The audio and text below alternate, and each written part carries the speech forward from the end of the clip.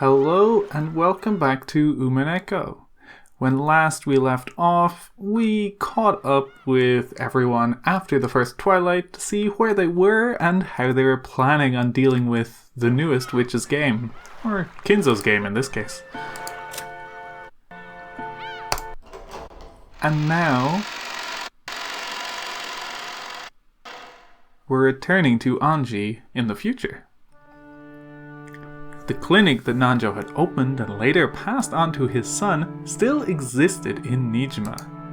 This aged doctor was Nanjo's son, but the atmosphere about him was very different. Oh, new character again. I'm truly sorry to say this after you've come all this way, but I have nothing in particular to tell you. Nanjo Masayuki, Nanjo's son, inherited the Nanjo Clinic. Unlike Nanjo, he seems to be a more sobered, indifferent person. After the rampage surrounding Rokkenjima, he grew to completely despise the press, and he never spoke again of what happened around that time.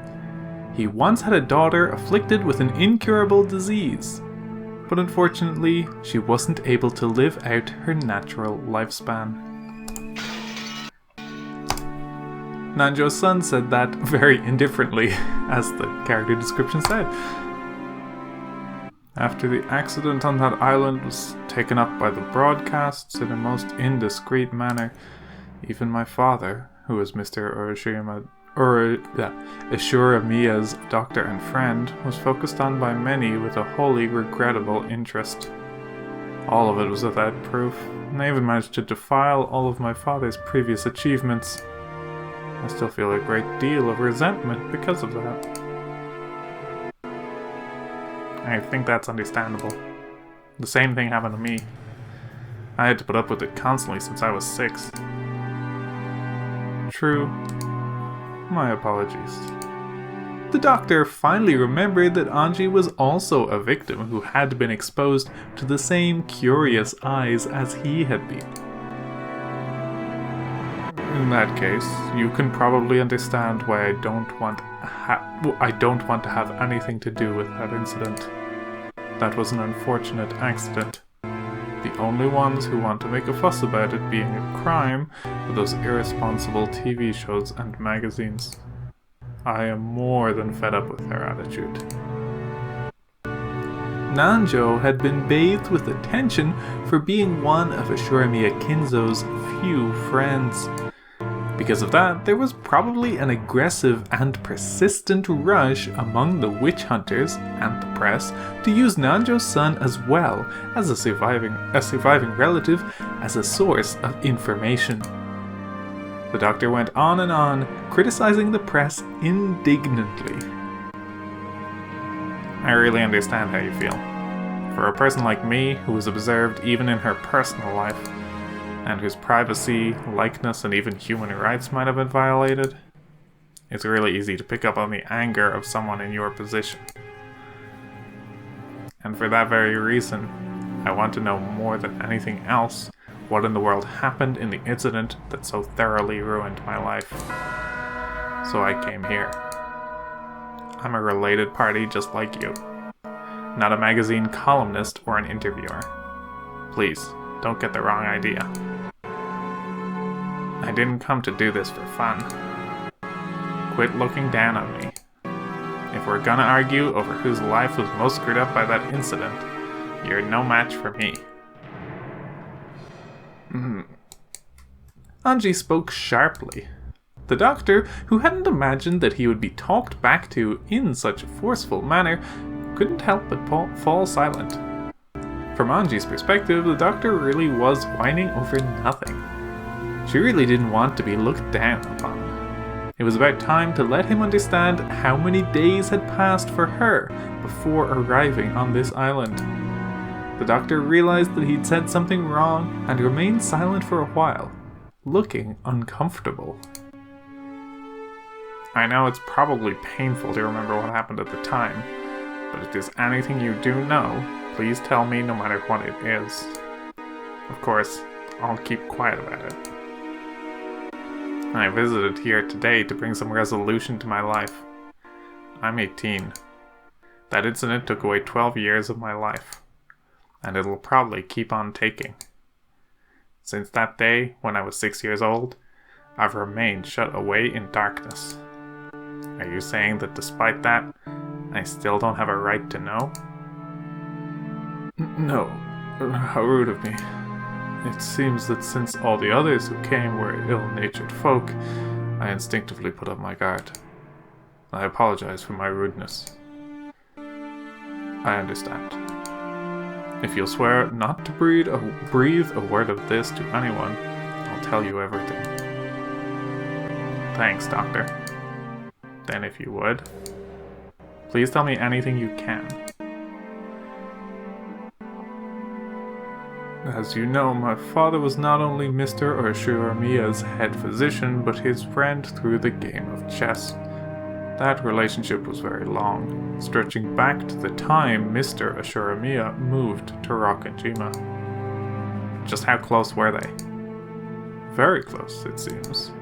It seems that their connection through chess led my father to stay at Mr. Ashuramiya's mansion quite often. Although I may not be one to talk, Mr. Ashuramiya was extremely moody, and my father was an exceedingly magnanimous man who excelled at interacting with humans like him.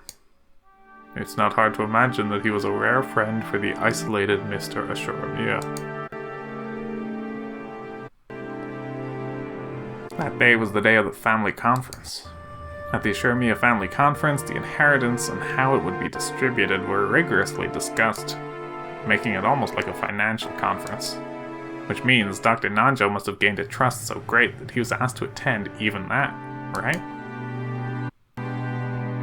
My father was a simple doctor, so I cannot imagine that he was in a position to advise on the distribution of wealth for a massively rich family like the Ashuramiya family. He was most likely called there to assist with Mr. Ashuramiya's health, because it was not at its best at the time.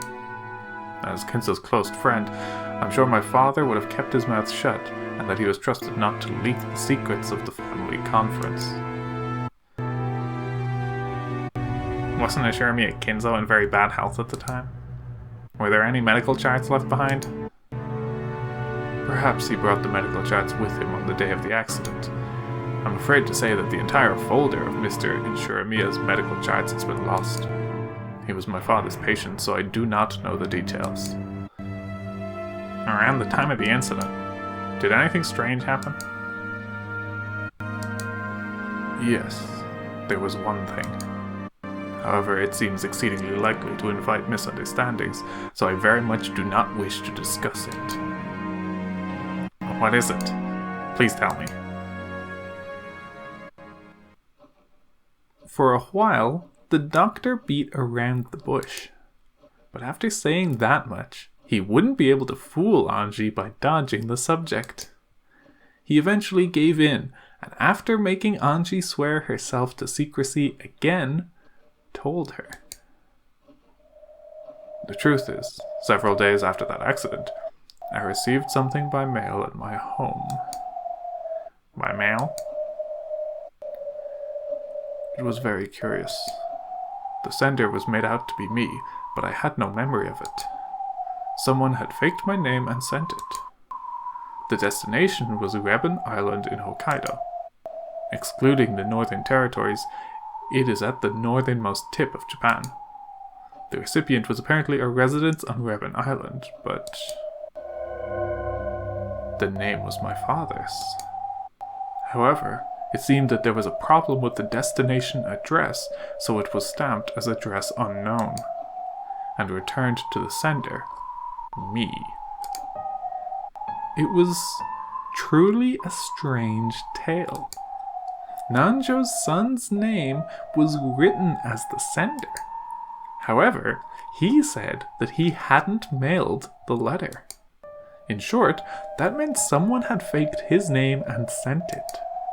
The destination was Nanjo Teramusa on Hokkaido's Rebon Island. But the lot number written on it didn't exist. so the local post office had been unable to deliver it and instead send it back to the sender, Nanjo's son. What was inside? I do ask that you keep silent about this. It is extremely troublesome to me as well. And even so, I cannot throw it away. The doctor stood up and faced a bookshelf. There was packed a group of dictionaries that could only have been ornamental, meant to make it very clear that the owner was an intellectual. When he pulled several volumes out from there, a large brown envelope peeked out from behind them. He took that out and tossed it onto the desk. It had been carefully sealed with cellophane tape, and its faded color and dryness made it clear that it had been sealed 12 years ago. I ask most solemnly for your silence on this matter. Being so persistent that it was annoying, the doctor removed the seal with a paper knife. Then, when he tilted the envelope, an already opened mail envelope spilled out. The envelope had a weight to it, hinting that there was something other than a letter inside. The recipient was certainly Nanjo Teramusa. Just seeing that was a huge shock. Following that incident, Nanjo's corpse had not been found, and he had eventually been treated as dead after going missing under extraordinary circumstances. And despite that, this letter addressed to a Nanjo in Hokkaido existed. One could almost take this as a sign that he had faked his own death and escaped to Hokkaido. Was Dr. Nanjo really in Hokkaido? Or else, was there another person with the same first and last names in Hokkaido?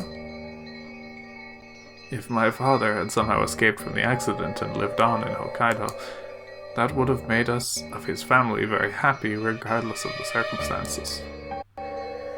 I also thought of that possibility at first. However, the envelope's destination address does not exist. In short, this envelope was mail that had no way of reaching him. Is there a possibility that the sender miswrote the correct address? Of course, I cannot deny it. However, judging from the residence's house number, I find that hard to believe. Hokkaido, Raben Island, Raben County, Raben City, 1, 2, 3, 4, 5, 6, 7. Up until Raben City, it's fine. But I just couldn't wipe away the feeling that the sequential number after it, 1, 2, 3, 4, 5, 6, 7, was a little insincere. It felt like a fake number that some kid had made up. They probably wrote a nonsense number that clearly didn't exist. I think it's natural to assume that, from the very beginning, this envelope was sent to a non-existent residence to which it had no chance of being delivered. If the destination address didn't exist, mail is generally returned to the sender. But even in the case of an incomplete address, the local post office will often, courteously, and to the best of its ability, research to find whether the sender's intended destination exists. When they still can't find it, the mail is sometimes returned after an investigation of several days. I'm not sure this is actually meant to be said by Masayuki Nanjo, but I'll continue as is. It seemed that the same thing had happened with this envelope, and the stamp was postmarked on October 3rd. It was postmarked on Nijima. Nijima was a long way away from Raben Island. On top of that, the destination was also nonsensical. It had taken more than a week for the mail to be returned. In other words, there was probably a high chance that having the envelope returned to the sender after an unfixed amount of time had been the goal from the very beginning. Yeah, there's definitely narration, so why do something like that? Even before asking what it was that had been sent, This envelope was already wrapped in mystery.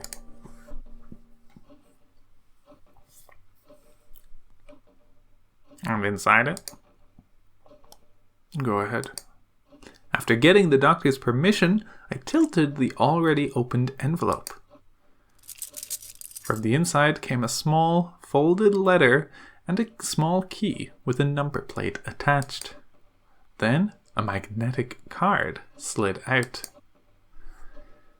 A112 was engraved on the key's number plate. I didn't know what it meant.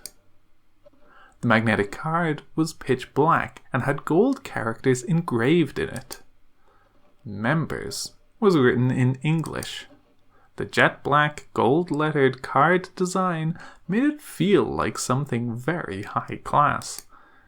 But of course, I didn't have a clue what kind of card it was just from that. I unfolded the letter. Its contents were extremely brief, and only the following was written.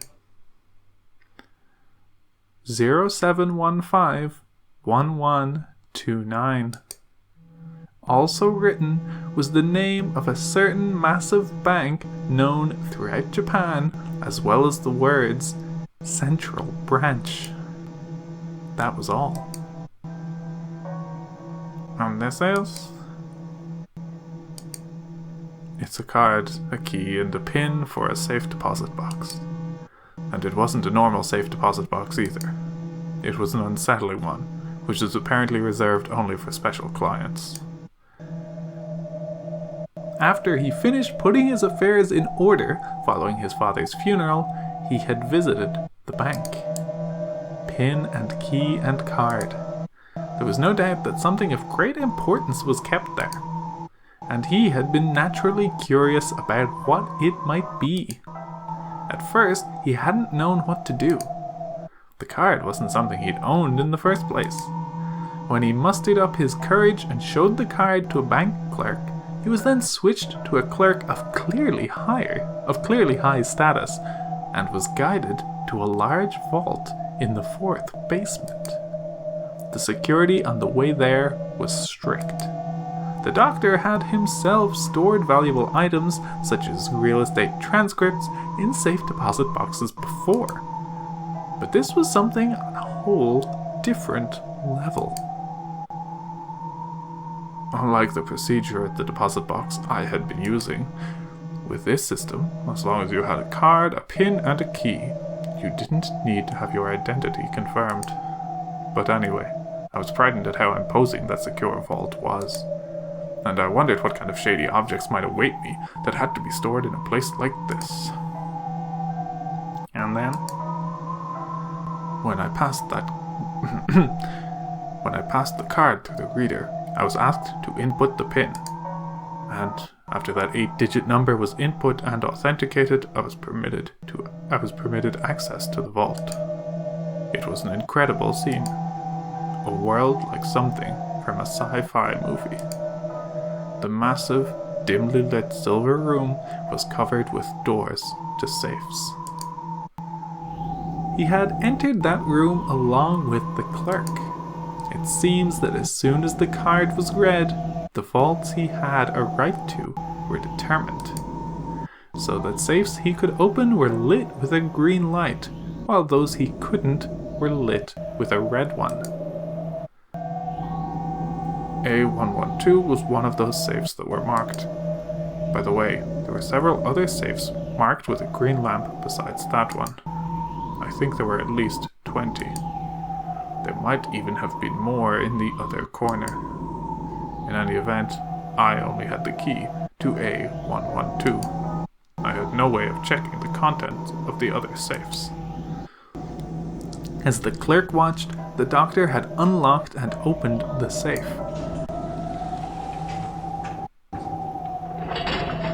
When he did, a safe drawer like a large cabinet had opened, and an expensive-looking Duralumin case peeked out. That was carried into a separate room, where for the first time the clerk left and he was introduced to the contents. And the contents were cash. Cash? How much?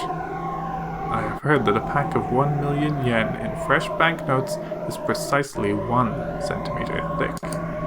Since those were packed tightly into duralumin case of such a size, there was probably 100 million in total. I don't know because I didn't count. I didn't even touch it with my hands. I realized at once, this was dangerous money. It isn't normal to store a whole 100 million yen in cash in a case in a safe like that. It's much easier to deal with if you put it into an account and turn it into numbers. When someone is unable to do that, then it's clear that there's something wrong with that cash. My mind went blank, and I instantly realized that I mustn't get involved. So you didn't use it at all? Correct. I locked it back up just as I'd found it, returned it to the original safe, and left. I have thought about throwing away that key and card, but I don't know what will happen. For that reason, I have been hiding it in the back of this bookcase for a full 12 years. I still do not know what kind of money that was. Could I borrow this envelope? No. Please just view it here. Understood. Then, if you'll excuse me, there's something I want to investigate. I took Oni-chan's grimoire from the knapsack I had set down. Then I opened to the page with the paragraph Beatrice had written to Oni-chan and compared the handwriting on both.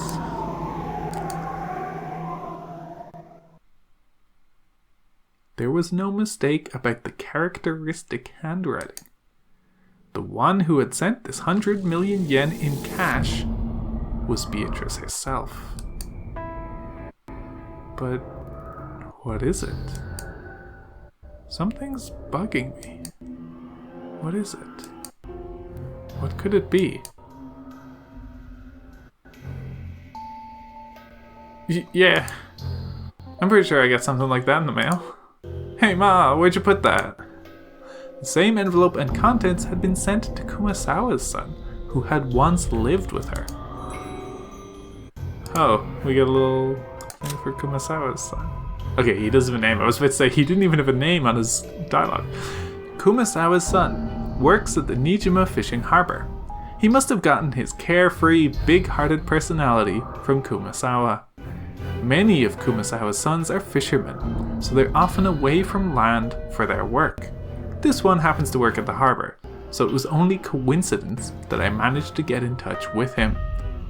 Kumasawa loved to talk, so I did hope that he might have heard her let something slip. But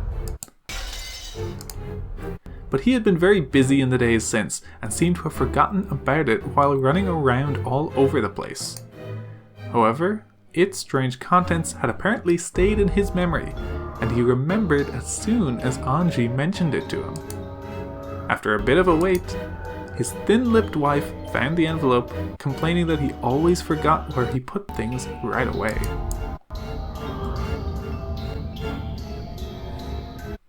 The modus operandi for the sender and recipient was the same as Nanjo's son's. The sender was made out to be Kumasawa's son, and the recipient was Kumasawa Chiyo. And the destination address was in the Okinawa Prefecture.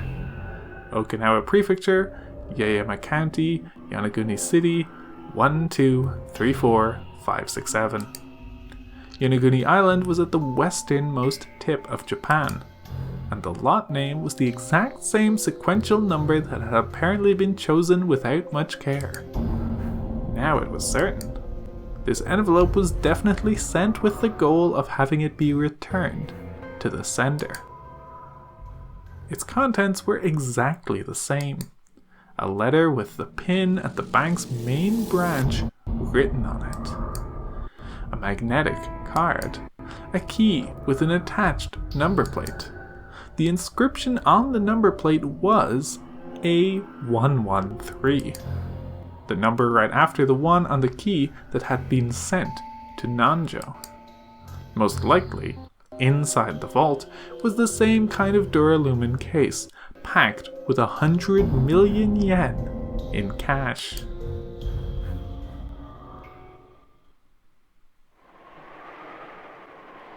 I get the feeling my dead mother sent it to me from beyond the grave. Don't really get what's inside, and it's creepy, so I just left it alone all this time and totally forgot about it until today. So, you know what this is, girl? Could it be that same kind of thing came to your place?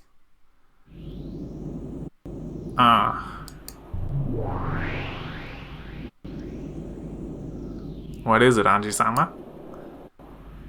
Who are you? Is it a headache? A headache?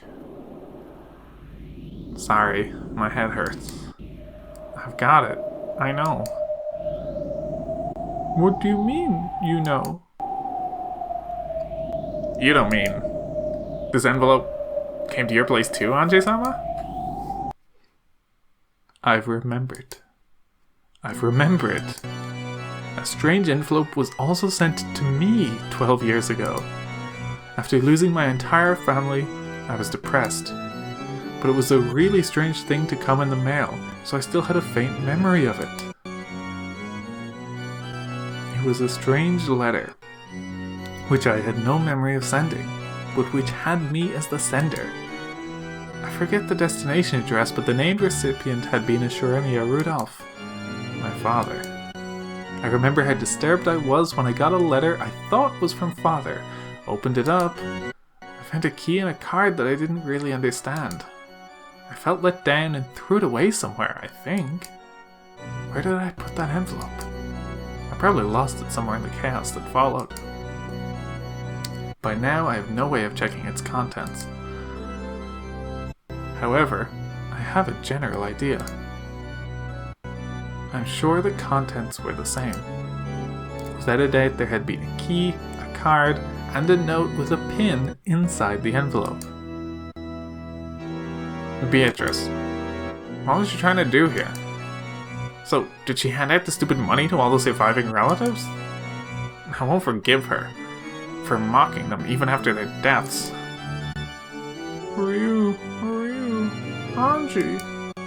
Sakataro acted nervously. As I looked at his worrying face, my agitation began to cool off bit by bit. I'm sorry. My hatred of Beatrice isn't anything new. I was just surprised and angry to find out that I had a connection with the witch already, at the age of 6 on that day.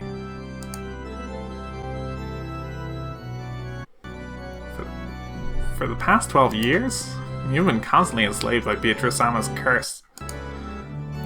This might be proof of that curse.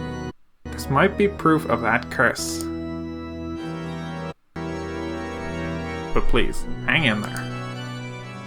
Breaking through that was supposed to be part of the goal of this journey. That's right. Just letting the blood rise to my head won't get me anywhere. Gotta think calmly. What's going on? What's the meaning of handing out 100 million yen to the relatives? Is she trying to provoke us? Damn that Beatrice. Anji, calm down. Or you? As Sakataro buried his head in my stomach, he urged me to stay calm. As I took another deep breath and started thinking.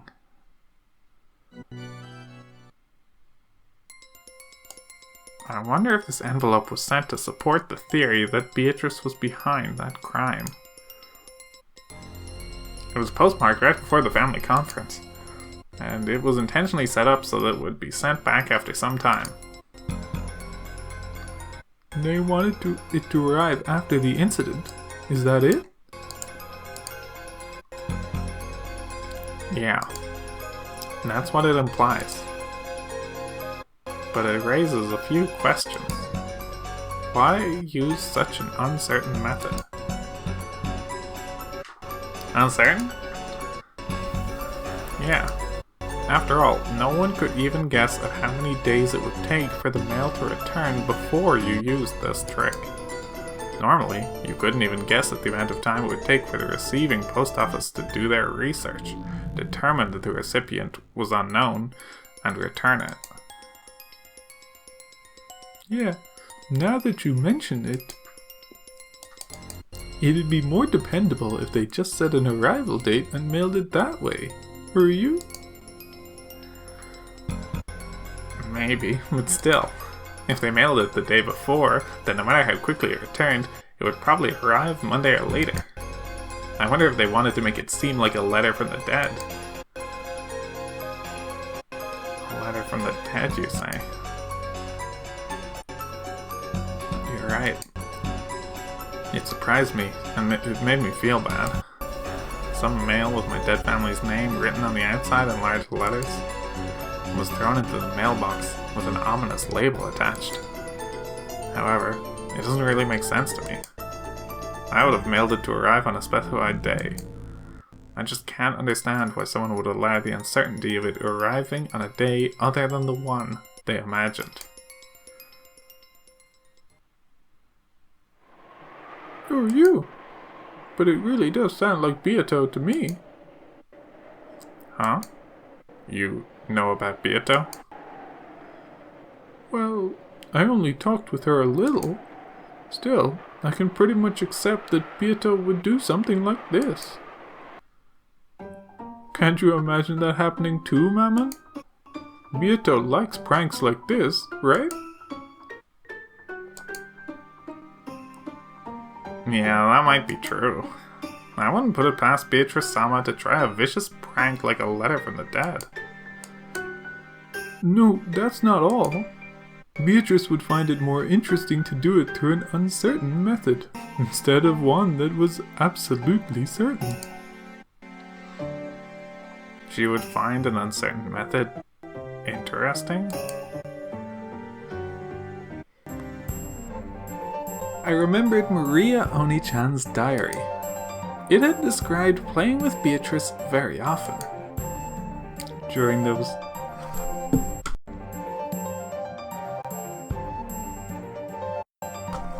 those times, Beato sometimes played pranks on the adult relatives with Maria. But those pranks always had a touch of witch aesthetics, which was that they were more interesting when they were uncertain. One day, Maria Oni-chan and Beato decided to use a wind-up minicar she had brought for a prank. It was a popular toy at the time, and if you made the minicar back up, it would wind up the spring in the tires, and when you let it go, it would race forwards. They had wound up that minicar and set it behind a milk jug. In other words, the prank was that if you lifted the milk jug, the minicar would jump forwards and surprise whoever did it. Hoping that someone would get caught in this prank, Oni-chan and Beato had watched the adults from the shadows for their whole tea time. They were looking forward to seeing someone get caught by it, but no one moved the trap milk jug, and the trap ended in a misfire. When Oni-chan had then muttered, "We should have put it somewhere where it would have definitely caught someone," Beato apparently said this: "The most interesting and thrilling traps are those where you don't know who'll get caught, or even if anyone will get caught at all." It's probably true that you wouldn't get this kind of excitement from a trap that would certainly go off. Similar accounts occurred in multiple places, making it possible to guess that the witch called Beatrice had a fickle character and loved a random thrill. A fickle person is very hard to deal with. I can't spin the chessboard around to find out what that witch from 12 years ago was planning.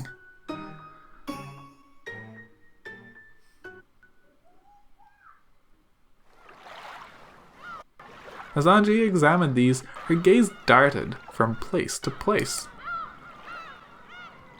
Then she suddenly showed interest in the wall.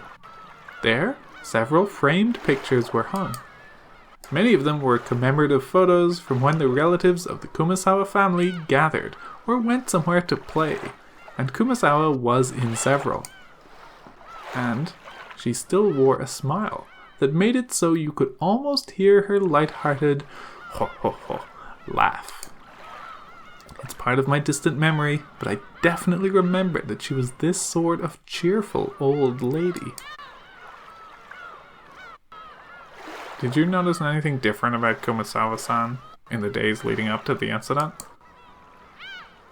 Nope. She looked the same as ever. The family conference put her on edge, so she was always grumbling about how tough it was.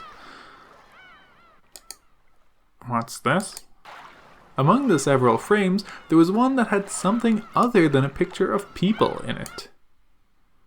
It was a picture of an enlarged relief of a door from a Western-style house or something. You couldn't see any interesting subject in particular, which actually bugged me a bit, as I wondered why anyone had gone to all the trouble of taking it. As I got closer, I realized that some characters had been written with a pen. Oh yeah, that's a photo I got when Mother's belongings were distributed. I think it probably has something to do with that Legend of the Gold thing. The witch's epitaph, you mean? It was whispered that it pointed out the location of the hidden 10 tons of gold. So, Kumasawa-san tried to solve it too? But this isn't the epitaph. It's the first time I've seen it. There was an arch above the Western-style door, and that's where the relief was. English words were engraved there, and that seemed to be what the picture was focused on. The pen writing appeared to be a translation into Japanese. This door is opened only at a probability of a quadrillion to 1. You will be blessed only at a probability of a quadrillion to 1. I don't recognize it. Nothing like this ever showed up in the epitaph or Oni-chan's diary. In Mother's belongings, there was quite a few photos and notes that looked like her trying to solve the riddle of the epitaph. Mother was actually surprisingly fond of that kind of thing. And there was that rumor that 10 tons of gold bars were hidden somewhere. It's no surprise she got so absorbed by it. In both Maria Oni-chan's diary and in her grimoire, there was a description of the witch's epitaph. It had talked about how it was a ceremony to open the door to the Golden Land, Beatrice's resurrection ceremony, Beatrice's succession ceremony. On and on. Maybe the most interesting one was the last part, about it being a succession ceremony. According to Beatrice, if you were able to solve the witch's epitaph, you would receive not only the 10 tons of gold and the Ashuramiya family inheritance, but her own magical power and name, as well as the title of Golden Witch. Among the Ashuramiya family household at the time, the witch's epitaph was thought of as a difficult quiz, which the family head, Kinzo, had arranged for to choose his successor. But with the mariage sorcière interpretation, the questioner was Beatrice herself, and she had posed the question in part to choose her successor. There were slight discrepancies in the details of the two interpretations. Either way, its ominous contents brought to mind a bloody serial murder, and both of the message bottles drew a tale of a crime following that pattern. If I could solve the witch's epitaph now, 12 years later, I wonder if I could expose some plot made back then. I tried to solve it many times myself, but I never did have a clue what it meant. It seems that many witch hunters tried as well. I also found theories like the La Plata theory and the Enora theory in certain books. However, neither of these theories were conclusive. Are there any other materials? I think so, but they were all split up between my siblings. I don't have a clue who is what. Sorry. Just reading this English text that Kumasawa-san took a picture of, it gives me the impression that this was a forbidden door that was rarely opened. But where in the mansion is it, I wonder? Judging by the lighting, it looks like it's outside. I wonder if Kumasawa-san thought that the gold might be hidden in there. Who knows? Either way, I do wonder where in the Rokkenjima mansion it was. I hate to say it, but there wasn't enough money in Mother's bank account to make me think she found the gold. She probably didn't find it after all. The Golden Witch, Beatrice, gave 10 tons of gold to Kinzo, which meant that the witch was the true owner of the gold. Beatrice was the owner of all the vast fortune of the Ashuramiya family. The witch holding this vast wealth had massacred the humans on Rokkenjima on that day, sending large amounts of money to the surviving relatives like it was a game. Like hell, it's a letter from the dead. Oh, like hell, it's a letter from the dead. This is a desecration of the dead.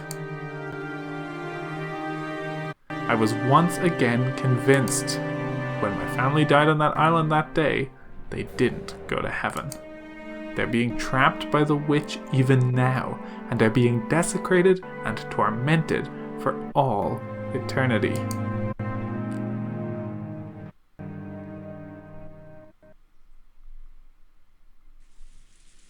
The last place Anji visited was a store in the region between the housing district and the retail stores, with a signboard saying Marufuku Sleep Shop. There lived the man who had been the boat captain of the ferry boat to Rokkenjima at the time. Even he, who had once lived as a man of the sea, had retired after contracting a serious illness, and was now taken care of at the house of his son and his son's wife. We've got Captain Kawabata,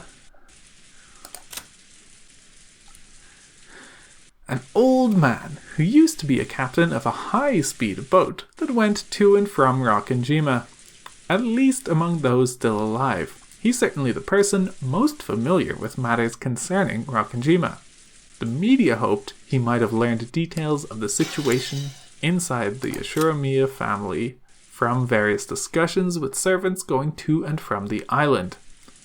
However, he never said anything, so they eventually began to forget this old man. I remember it very well. You were still about this small. Look how you've grown. And it must have been very tough on you. I know very well how you must feel. The former boat captain was in such high spirits that you couldn't really tell why he had retired in the first place.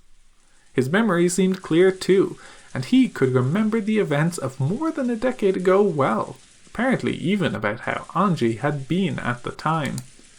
The way he chatted on was very helpful for Anji. But at the same time, he also remembered the final family conference very well. And the fact that he remembered even details like Battler's fall madness on the boat was actually painful for her. It had been so back then as well, but even now, there was no public way to cross to Rokkenjima. It was necessary to make an individual request to an owner of a boat to make the voyage. I'd been unable to arrange for a boat to Rokkenjima, so if he refused me, such a voyage would probably become hopeless. I get you. It won't be easy to find a boat eager to go to that island. By now, there are even some who call it by its old name, Akuji Kashima, instead of Rokkenjima. It's understandable why the sailors around here would turn down your request. From the start, fishermen had feared Rokkenjima as an island of misfortune. And because of that incident 12 years ago, this fear had reached a peak. They respected the sea, feared it, and revered it. There were almost no sailors who would try to take a boat to the cursed island. Because of that, most of the witch hunters were unable to cross over to Rokkenjima, and were limited to taking a trip around the island. Ironically, this had caused the sense of mystery surrounding Rokkenjima to increase even more, which had resulted in the propagation of the bizarre witch stories they loved so much. Would you take me in your boat? Yep. They're supposed to give it back to me just for tomorrow. Though it seems its engine has been in a pretty bad mood lately. I'll knock it into shape. The former boat captain promised that tomorrow he would go back to his previous job and take his boat out to Rokkenjima. Now, my method of transport to Rokkenjima is insured. This is probably all I can do on Nijima. All that's left is tomorrow. On Rokkenjima, I'll reach the final destination of a journey that stretches back 12 years. Isn't that great? This way, it looks like you'll be able to go to the island. It sure does. I'd heard that it would be hard to find a boat, so the boat captain's helpfulness really saved me. Although it may not be the same as it was for you, Anji-sama. I'm sure the incident 12 years ago has been a thorn for the boat captain as well, one that he still hasn't been able to pull out. Who are you? Even the boat captain wasn't able to sort out his feelings this whole time. That's probably true. If that guy had taken his boat out on October 5th as promised, there's a chance that he could have saved a lot of people. If he hadn't been hesitant to go out just because of a little wind. Oh, you shouldn't say things like that. I'm sure that's pained the boat captain constantly until today.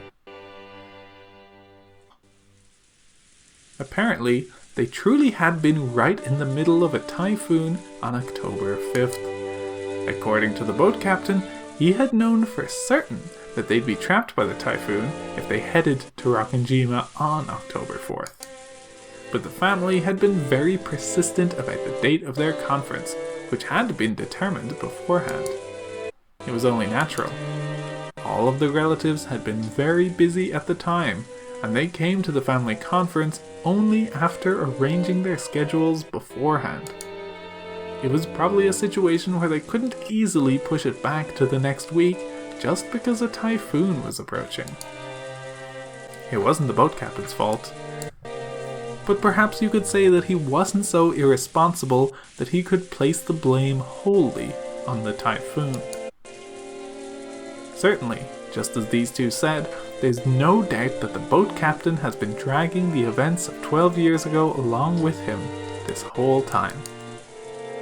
And by taking me, the last member of the Ashuramiya line, to the island and bringing me back safely, he might be trying to find some resolution for his past. The boat is supposed to return just afternoon. I'll guide you to Rokkenjima after that, so we should arrive before evening. It's an island without electricity or lights. You won't be able to stay long. Will you be satisfied with the landing that short?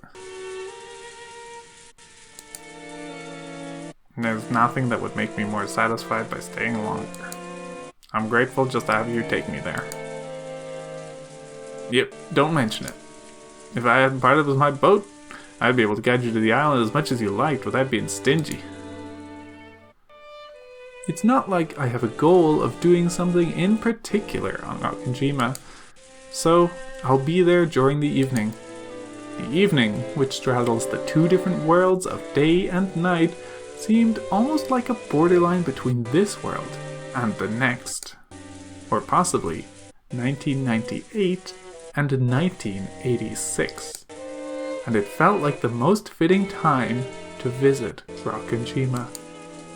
It's not like I have anything in particular to do there.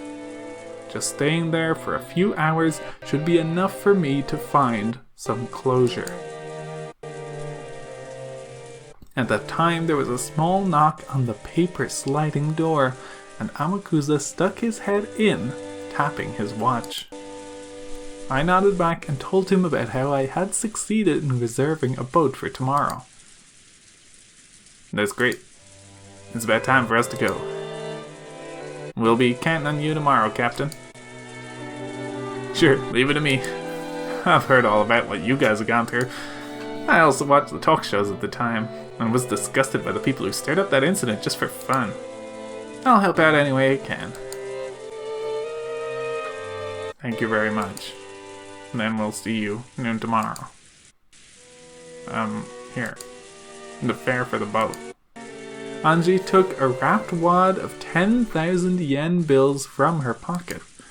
The boat captain should have noticed its thickness as well, but he paid it absolutely no interest and shook his head. I'm grateful to you. This is a sign from the heavens. I've been given a final chance to take you to Rokkenjima and bring you back safely. Now, I'll finally be able to finish the final job Kinzo-san entrusted me with. So I'm grateful to you. I got more than enough money from Kinzo-san back then. I can't accept yours. Thank you very much.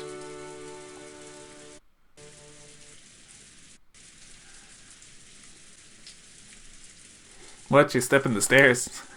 It's steep. I went down the steep staircase that was the exact opposite of accessible. It was getting hard to believe that there was actually a chest of drawers and a TV in the room upstairs. Most of the first floor was a bedding store, with many futons piled up on each other. We weaved our way through the cramped futon shop. After cautiously checking around outside, Amakusa dashed out first and started up the car. My grandchild's room is empty. I really wouldn't mind if you stayed there. As you see, we've got plenty of extra futons. Thanks a lot for the offer. But this way, even if the unexpected happens, you won't be bothered. I don't know the details, but it seems you've been caught up in a lot of trouble. There's a rumor that some suspicious people are searching for someone. That wouldn't happen to be you, would it? Who knows? Anji played dumb, but it looked as though the boat captain had guessed. My job is to take guests to Rokkenjima and bring them back again. That job was put on hold 12 years ago, and it still hasn't ended. So thanks to you, I'll finally be able to finish it. So listen, let me finish this job, okay? Do you understand me? Yeah. It's not like I'm going there to die. But part of me does feel that if I could die on that island, I'd surely be able to go to where my family is. I've finally become aware of it. I might have been planning to die on that island. I might have come all this way, heading towards Rokkenjima in search of a place to die. The boat captain had guessed that as well. That's why he repeatedly told me not to die. Yeah, I won't die. I promise. After all, I'm still not sure if there's any reason why I need to go to Rokkenjima. No, I'm sure there's a reason. Even if there isn't one for you, there is one for them. The island called you, and that's why you came here. That might be true. I might have been called. I was called. For what reason? For them. Father, Mother, Battler Oni-chan, and Maria Oni-chan. Or maybe the Golden Witch, Beatrice. What is on Rokkenjima? And what will I achieve? Even though tomorrow is finally almost here, I still haven't been able to understand my own mission.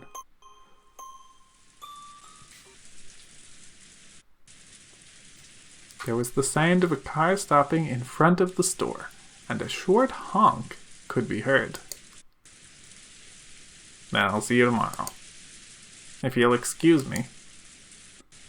Yep. Winding between the stacks of futons in the cramped store, I was about to go outside. Then, my feet stopped. What is it? What is that? That? What? What are you talking about? Trembling all over, I pointed at it. But no matter how much the boat captain squinted, he noticed absolutely nothing in that direction. That should have surprised me. That must mean...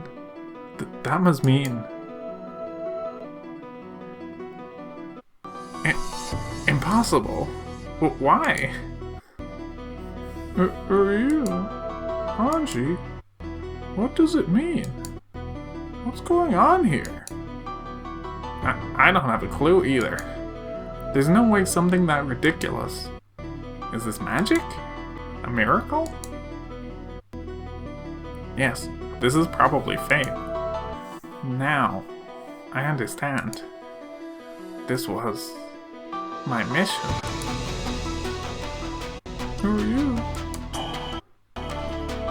I don't have a clue. What? Shaking, I pointed into the thin darkness inside the store and froze up. What is it? You see something there, don't you? I don't see anything. What is it you see? Thank you, Captain. Everything was fate. Even me visiting this place was fate. This is the mission, the purpose that I'm going to Rakanjima for. Anji-san? What is it? Is something wrong? I don't have a clue either. This girl just froze up while pointing into the darkness. Anji-san? Are you okay? What can you see? Can't you two see it? It's that, right there. Can't you see it? All I can see is a normal display case. There's no one there, right? Oh, you, Anji. I don't know what's going on. Is this a dream? Magic? What is it? Anji? Sakutaro lifted his face towards Anji. From his eyes slid a single tear. Anji-san. I understand. One-chan. And Beatrice. Who are you? This is magic, isn't it?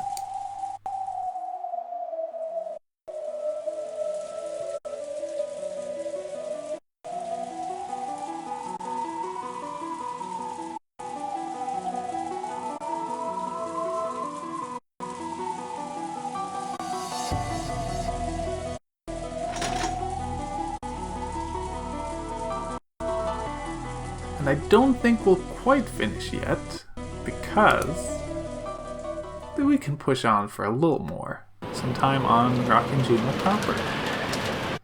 We go back to Kinzo's game. Hit test? Yes. Listen well. Once again, there was a call from Kraus to the guest house, and the message was that Kinzo wanted to hold a test to see if the grandchildren had the qualifications to become his successor. The head has said that his successor will not be one of us siblings, that he wants to pick from among his grandchildren. From Kraus's restrained style of speech, Jessica realized as his daughter that he was being forced to speak. And she was forced to realize that the hostages were being exposed to danger even now, and that if they refused this test, there was a possibility that the hostages would be harmed. Then, what should we do?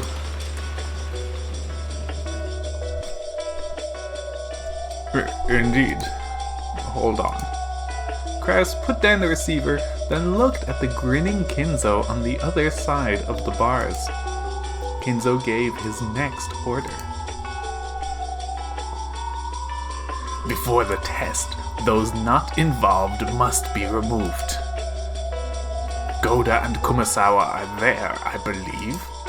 It will be a problem if they interfere with the test. Banish them from the guest house. Banish, you say? There should be a gardening storehouse in the rose garden. Lock Goda and Kumasawa in there. We'll begin from there. Tell them to do it immediately. My weapons will be watching. If they happen to do anything questionable, I'll instantly stop the test and execute all of you as sacrifices. I understand. Hello, Jessica? Listen closely to what I say. Kraus relayed the orders to lock up Goda and Kumasawa.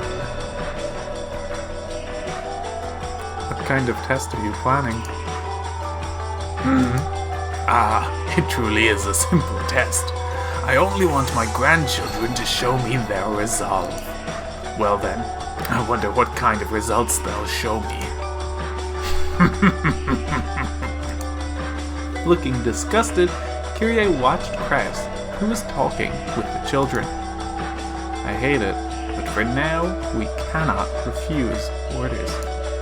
In this dungeon, a feeble resistance won't amount to anything. If we provoke him too much and drive him into a position where he might kill us, there will no longer be any way to stop this murder.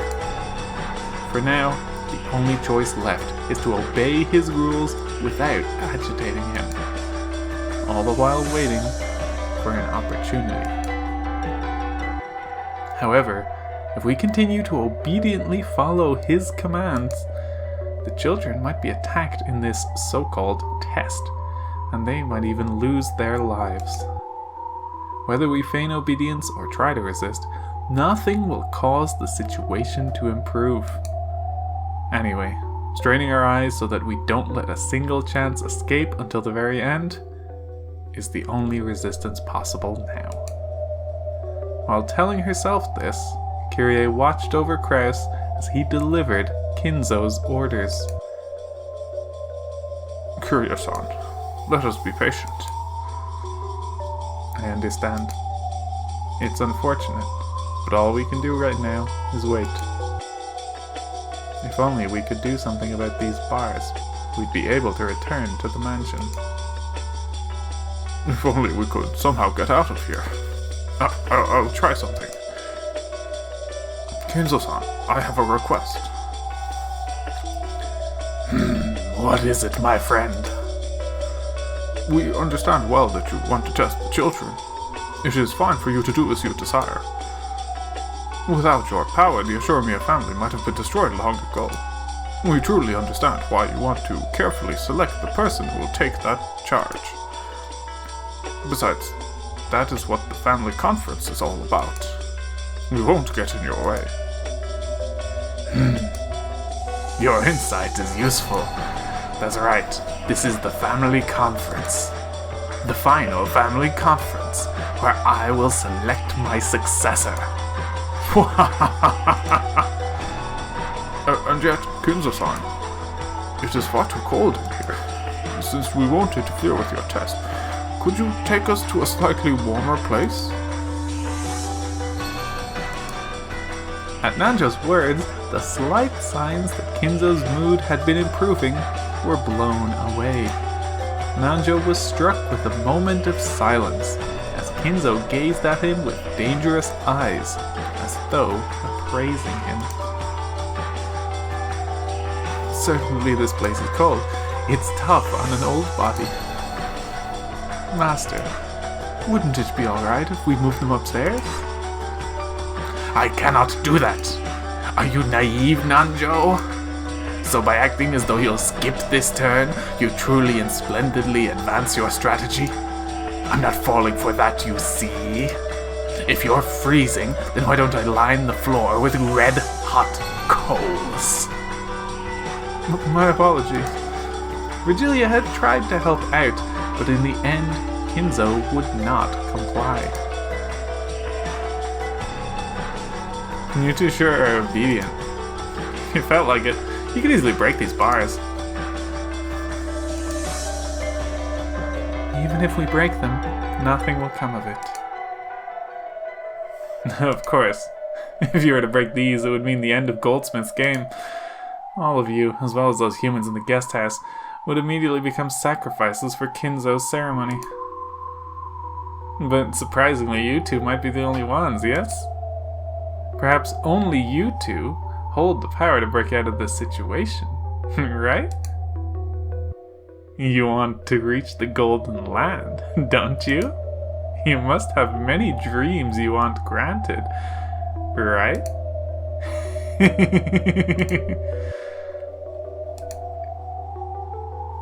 Gap, you mustn't provoke them. This is not your game. It is the Master's as well as Milady's game. What is it, Ronave? No, nothing. We were talking to the prisoners. Forgive us. Gap sent one final sneering smile at Cannon, then turned away. Cannon could only bite his lower lip and shake his fists. Damn it. You did well. Good job hanging in there.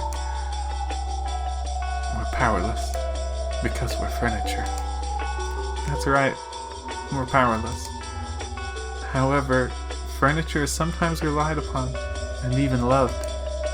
Right now, we've only been stored away in the basement. Surely, one day, somebody will love us because they'll rely on us. That's why, for now, let's ignore their provocation and bear with it. Okay? Father, I've ordered them to lock up Goda and Kumasawa in the storehouse. Very well. Hang up now. Siesta sisters. Observe the grandchildren as they lock Goda and Kumasawa away. If they do anything suspicious, then in that moment, the selection test for my successor will be over. When Kinzo made his order, the Siesta sisters appeared behind him in a line. Understood, sir. I will scout. 556 and 410 will cover both flanks. 45, you're on wide area surveillance. 00. 556 is... that's right. Sorry. She was a good kid. That's why I don't like them, yeah?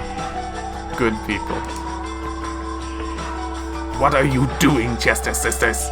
Follow my orders. My apologies, sir. Then, let us go observe. Move out. The Chieste sisters erased their forms simultaneously. Nanjo and Kyrie had witnessed the instance they appeared and disappeared as if by teleportation. But they interpreted this as moving in and out of the darkness in a way that only looked like teleportation. And the two could do nothing but rub their eyes. Well then, I shall begin the preparations for the test. Runaway, Gap, I'm asking you to be the examiners. Virgilia, you'll watch these rats. After all, 2 of my furniture are here. Just in case, be on your guard. He glanced at Shannon and Cannon. Tightly closing her eyes, Shannon gave a silent bow and answered wordlessly, avoiding any unnecessary actions. Certainly. I'll be careful. Isn't this cold hard on your body, old body, Leah? Should I bring you a hot water bottle? Shut up. Go quickly. Gap. Well now, what a strange experience this game is, to have a test and examiners. I do hope this development entertains Milady. Come, arise, goat attendants. Virgilia began to call out into the darkness, and from that spot, 3 massive goat-headed attendants suddenly appeared. Ah, Beata's minions. How convenient. Plus, they seem so warm. I see, so you'll use them instead of a hot water bottle. In that case, wouldn't sheep have been better than goats? You're the one wearing cashmere. They aren't very bright, but they'll faithfully follow orders and they're quite dependable. Indeed, I leave it to you, my friend, Virgilia. The rest of you, follow me. With a dignified gesture, Kinzo fluttered his cloak. Following him were Runaway and Gap, as well as the 3 recently summoned goat attendants. Hey, you 3 are supposed to wait here with me. Don't follow them. The goats jumped in surprise and then came tottering back. Kyrie, who had been watching stunned as all of this played out, couldn't help but snort. What entertaining underlings. The Lord Goldsmith did not give you permission to speak. She was probably embarrassed. Virgilia had spoken coolly, but Kyrie saw through that. For a little while, she couldn't restrain her muffled laughter.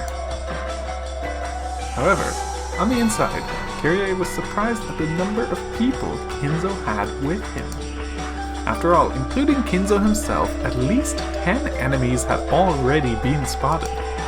The dungeon they were currently locked in was supposedly underneath the hidden mansion called Kuadorian. Although this mansion had been whispered of, not even Kraus had known of its existence until today. Are there actually several facilities like this on Rokkenjima, where many unknown henchmen that only Kinzo knows of hide? Just how many humans are on Rokkenjima, locked away by the typhoon? No, on the contrary, were we the only ones under the impression that there were only 18 people on this island? Were we, who bickered over whether Beatrice existed or not, and worried about whether a 19th person existed or not, nothing more than the frogs in a well on this island? Oh wait, not only that. By now, are there actually more people on the enemy's side than on ours? Just what the hell is going on? Witches? Demons? Magic? Are you telling us to believe in those? Are my eyes screwed up? Or is it my head? I think I'm losing it. A mass murder by magic. Demons forming and disappearing into thin air. Setting aside the enemy's numbers, how should we interpret the various things thrust before our eyes that cannot be explained with the common sense of our world? Kyrie started to feel like she didn't know what was going on anymore. And while desperately battling the urge to abandon everything and give up, she grit her teeth and tried to hold onto her sanity.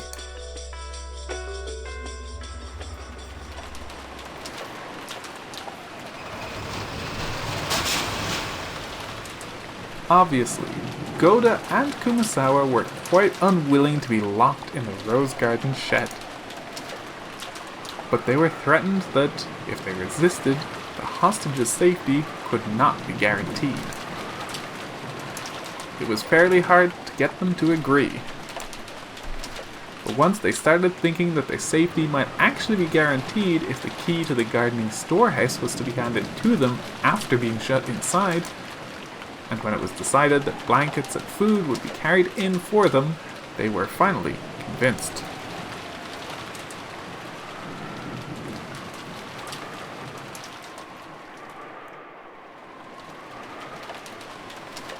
This place is pretty chilly. I wonder how long we'll have to stay locked in here.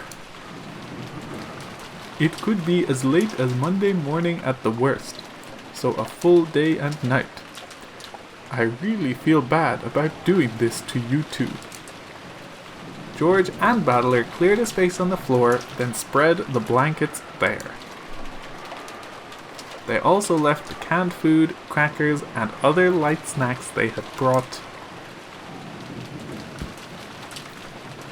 It'll be hard for you guys to go until Monday with just this. If only we could make a trip to the kitchen. They said not to go anywhere we weren't told to. Sounds like we're being watched. Damn. I am honestly sorry that we cannot be of any use, and these are the times that we are truly supposed to be at your sides. It can't be helped. More importantly, take care of Kumasawa-san. We don't know what might happen. If the going gets tough, I'd like you to play it by ear and come to the rescue. And more than anything, I want you to be safe.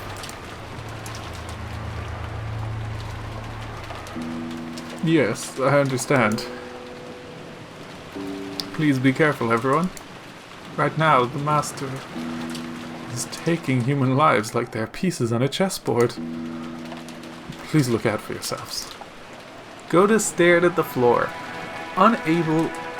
even now unable to believe what had happened as he remembered that atrocity in the dining hall. And he hung his head in shame at his failure to fully describe that terror. Thank you. Make sure you stay on your guard. You too, Kumasawa-san. And you all, please take care as well. I don't have any idea what's going on anymore. Well then, we'll be off. Let's go, Battler-kun, Jessica-chan. Come on, you too, Maria-chan. Hello.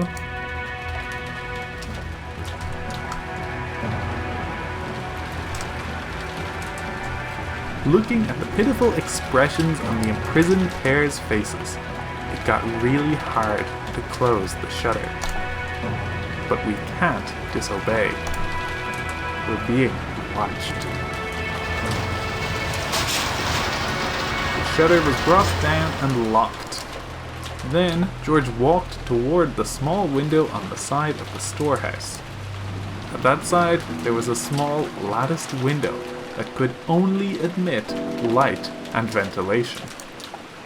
It looked like something from a jail, making the two of them seem even more pitiable. But on the other hand, it would hopefully protect them from Kinzo and his subordinates. He opened the window and called out. Are you okay? You aren't cold, are you? We're okay. You've given us so many blankets, after all. If we wrap ourselves up, we'll be just fine. I wish we could have brought them a kerosene stove or something. But it wouldn't have ventilation here. It'll probably be tough for them, but there's nothing we can do now. Hostages are being held against us. We can't disobey. Damn it. If we manage to save Kiria and the rest somehow. Shh. They might be listening. Goda-san, here. It's the key to the shutter. Indeed. I'll hold on to it. Goda took the key, showed it to Kumasawa, and placed it in his own pocket. There's only one key to the gardening shed's shutter. That key was being held by the ones locked up inside it. If the children had kept it, and had it stolen from them by some chance, that would do nothing but expose the lives of those in the shed to danger. And even with the key, the shutter could not be opened from the inside. Kinzo's demands were fulfilled this way. However, there was now no longer any way to open the shed from the outside either. This protected them. Kinzo had ordered that they be confined, and we could do nothing but trust that this cold, closed room would protect them. Jessica watched this while holding Maria's hand, then looked over the thickets in the pitch-black rose garden. Somewhere in this darkness, somebody was hiding, watching to see whether we obeyed orders or not. Of course, when we pointed our flashlights out there, no suspicious silhouettes appeared. But somebody was surely out there, hiding and watching. And I was hit many times with an urge to scream at them. But I was able to hold that urge back through reason. The 4 children left the area, repeatedly looking back over their shoulders. The light from the faint light bulb in the gardening storehouse was seeping out slightly. I wonder if this insane incident will come to an end somehow, so that we can meet those 2 again. To George, who had closed the shutter himself, the resistance of the lock had made it feel as though he'd killed them with his own hands. But even so, we can't defy them. What's with this test? Damn geezer don't screw with us. Killing Mom, capturing Dad for that? I don't get it. I'll kill him. It's okay, Jessica, Oni-chan. There's nothing to be sad about. Maria. Soon the witch will be revived. Soon we'll all be able to meet in the Golden Land.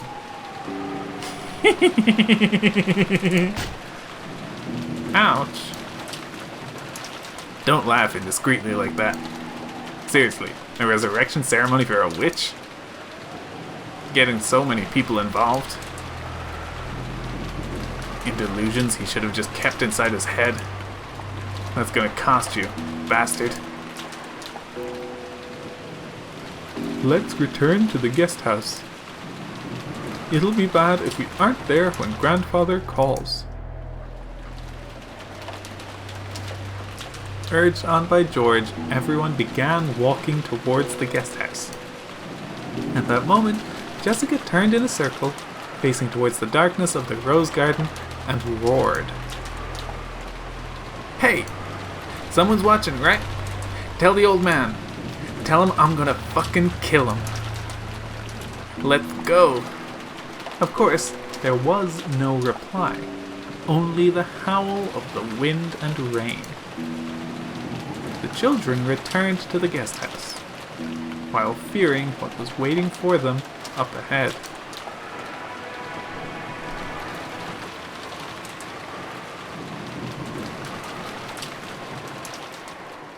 After they left, from the exact point in the darkness that Jessica had yelled at, 2 rabbit ears sprung up. So sorry. You found me out. It's because you're too slow, yeah? Pendragon-sama's gonna scold you. I'm sorry, please don't tell Pendragon-sama. Be quiet. It was obviously just a bluff. Goda and Kumasawa's imprisonment confirmed. Mission complete. We'll report back. Yay. Ouch. Do you want us all stuck on nothing but carrots and water because of collective responsibility? Let's go.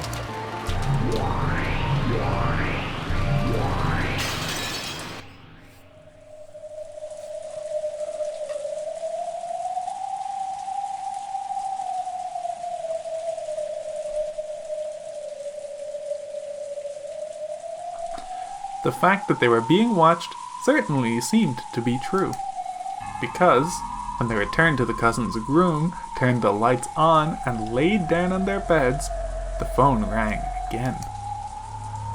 Earlier, Jessica had been answering the phone, seeing as this was her house, but now it was the eldest, George, who picked it up. This time, Kyrie-san was on the other side of the line. George handed it to Battler out of consideration.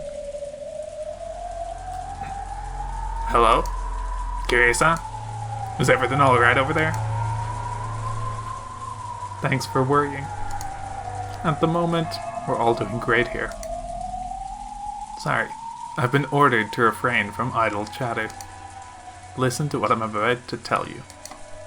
The fact that they were hostages still hadn't changed. Kinzo or one of his subordinates was listening to the conversation.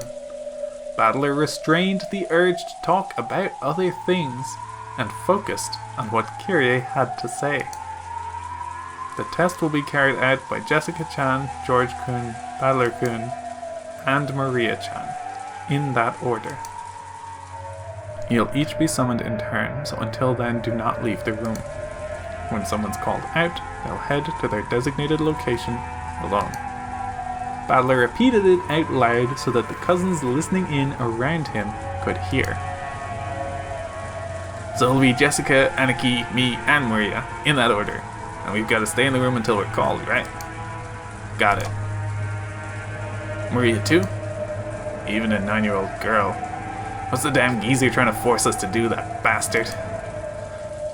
The fate of the Ashuramiya family rests in all of your hands. Do your best. Sure. Battler noticed the strange nuance in Kyrie's words. Even without any blood connection, he could still understand thanks to the long-lasting bond they shared. At this point, it doesn't make sense to worry about the Ashuramiya family itself. That probably wasn't the message Kyrie wanted to send. She probably meant, there's no way for us to escape from this dungeon, and we can only wait to be rescued. Our lives are in your hands. Something like that. Yeah, leave it to me. We don't know what kind of test it is, but no problem. I'll take it gladly. It's gonna be a serious test, right? Should we really go all out? Yes. It's a serious test. Grandfather truly does intend to test you all. It's useless. It's all useless. Some old fart on death's door is gonna give me a serious challenge. Let him spout nonsense after he gets in the coffin. I know he's there, so tell him this for me. I'll be your successor, and my first action will be to shove my fist into your face. Even without Kyrie having to repeat it, Battler's powerful declaration of war reached Kinzo's ears.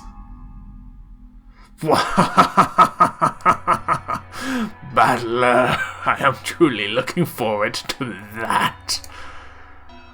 I can't wait to see just what a man who once threw away the Ashuramiya name has attained. Just what lot in life he's reached when he appears before me. Tell him. Unfortunately, Kinzo's voice was not picked up by the receiver. Therefore, Kyrie spoke for him. It sounds like he's more than up for the challenge. Got that, Battler-kun? There's no need to hold back. You are Rudolph's son. No, you are my son. Show me something I can brag about to anyone. I leave everything in your hands. Understood, Mom. Leave the rest to me. All of us here have lost the right to inherit the position of successor. Now, we're just the same as pieces taken off the game board, looking on from the outside. So you'll have to fight by yourselves. Kyrie-san. The nuance of those words meant, we've already given up, so forget about us. But for that very reason, I won't give up. I'll definitely crush this test or whatever and save everyone. In that case, here are his instructions for the first test, Jessica-chan's. Go to your room. Really? Go to your room? What's your game, you damn geezer? It seems he means Jessica-chan's personal room, the one in the mansion. I'll hand it over to Jessica. Tell her directly from me. Jessica, here. Hello? Yes, I understand.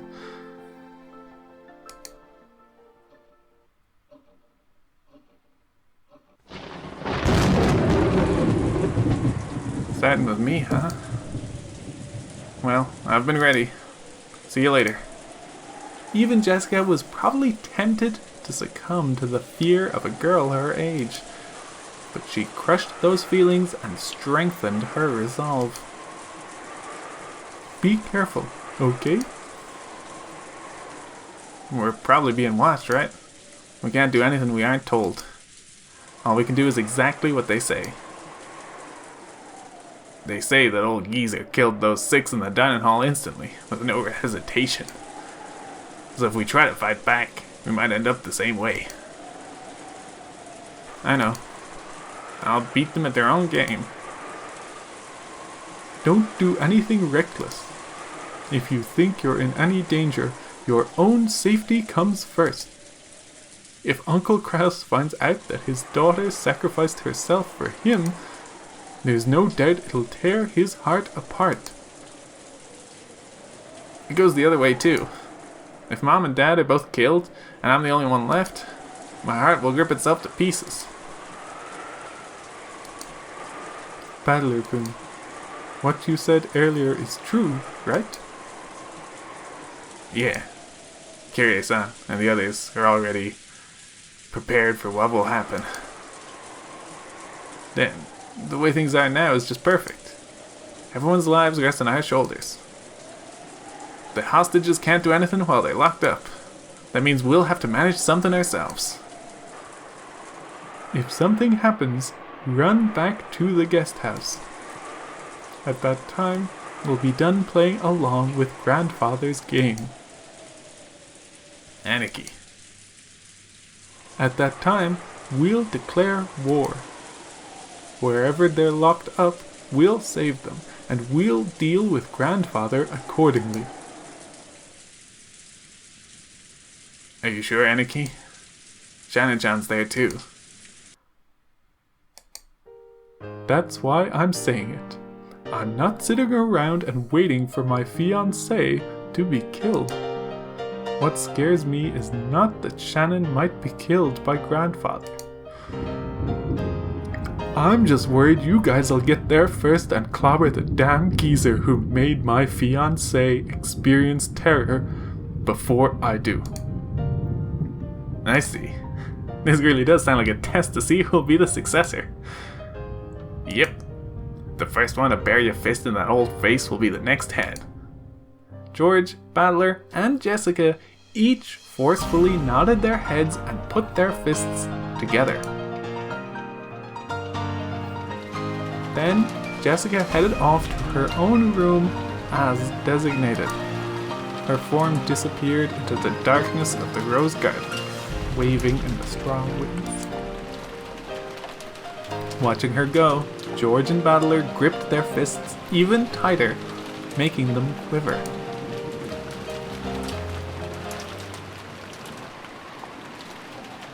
Left on the second floor, Maria watched Jessica's back through the window.